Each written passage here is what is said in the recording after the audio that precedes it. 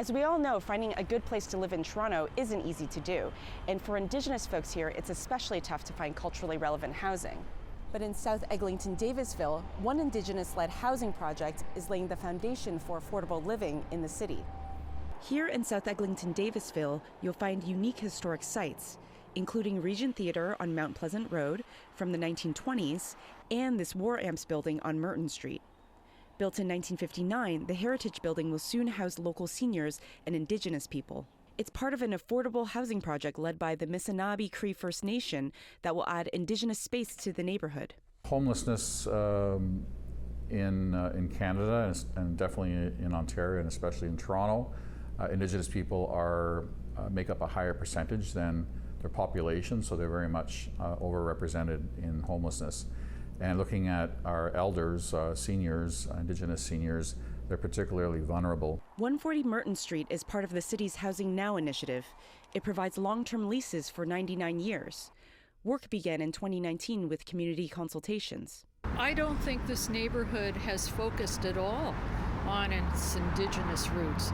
So I think that this will be literally and figuratively groundbreaking. And I think the opportunity is here not just to offer services, but also to offer cultural enhancement for the community at large. In 2021, the city sent out a request for proposals on the site and chose Missanabie Cree First Nation.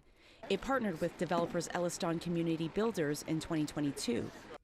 Construction was then set to begin in November 2023, but COVID and rising construction costs delayed the start to this fall.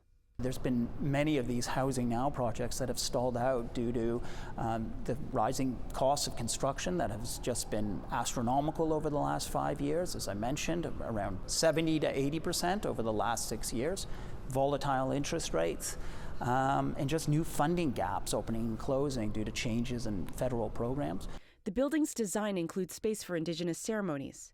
Its exterior looks like a quilt wrapped around the building, symbolizing a blanket ceremony, which is when elders are wrapped with a blanket to honor them. We also have commercial space on the first couple floors of the proposed building that we want to attract social enterprises and services that will help Indigenous seniors in terms of their health needs, but also helping them with any kind of mental health, any kind of economic barriers, cultural barriers. Signing off, I'm Anita Lee of the Green Line reporting with City News.